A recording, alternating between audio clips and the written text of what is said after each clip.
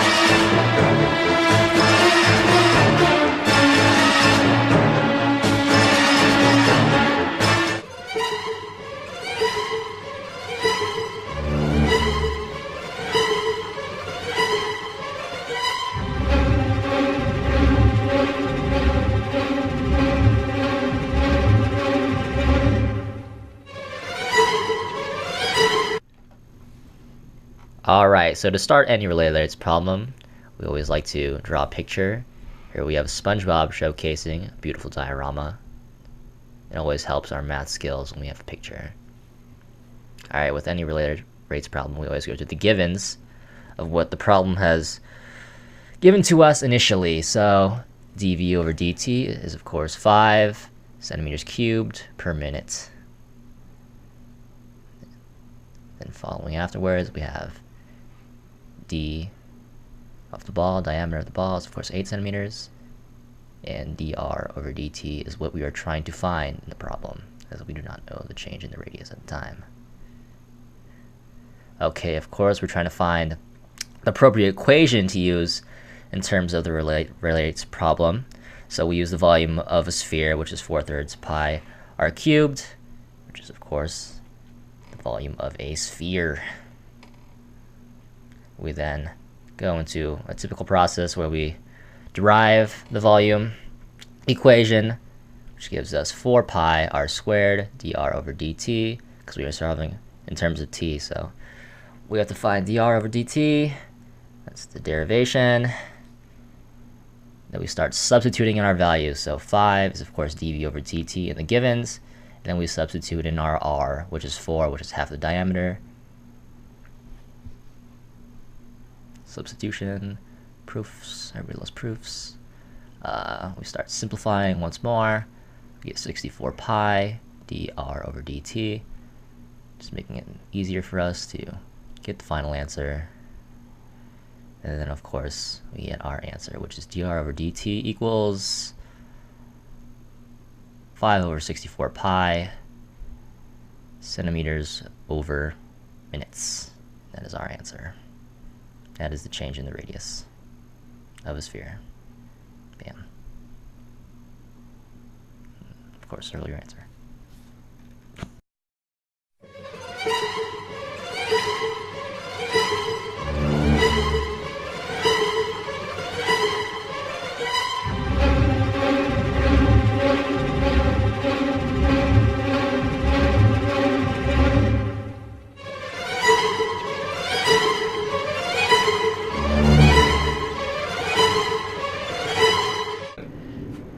Alright, so as we start out any good problem, we always like to draw a picture, because it's always easy to solve math problems with pictures.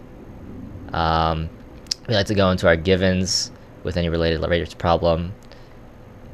First given here, dv over dt is of course 4 centimeters cubed per second. And we know that the radius of the cone is 9 centimeters, and the height of the cone is 18 centimeters.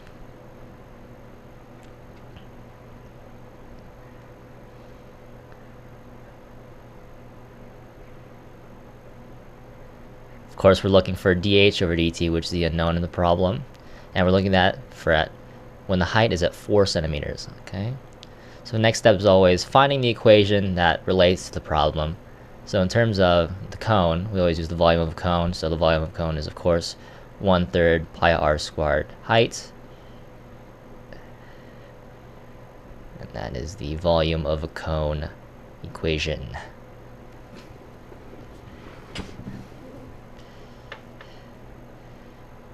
Now this is where it gets interesting. It's different from a regular volume problem that if we were to derive this now, we'd have conflict in the variables where we'd have to use product rule, and that would cause some issues.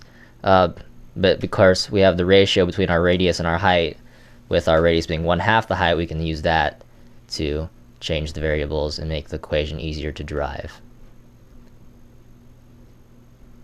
Once that happens, we can combine the like terms. Of course, the 1/2 height is going to be squared to become 1/4, and that times the third is going to be 1/12, which gives us the equation of volume equals 1/12 pi h cubed. And then we can go into deriving the volume equation itself. dv over dt equals 1/4 pi h squared dh dt for the one variable in h. And then we can start substituting in our values. We get 4 equals 1/4 pi times 4 squared dh dt. I'm just writing down what we did.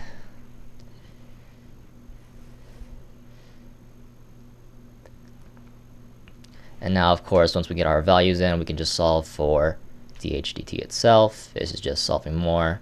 16 over 4 is, of course, 4. It becomes 4 pi. Simplifying.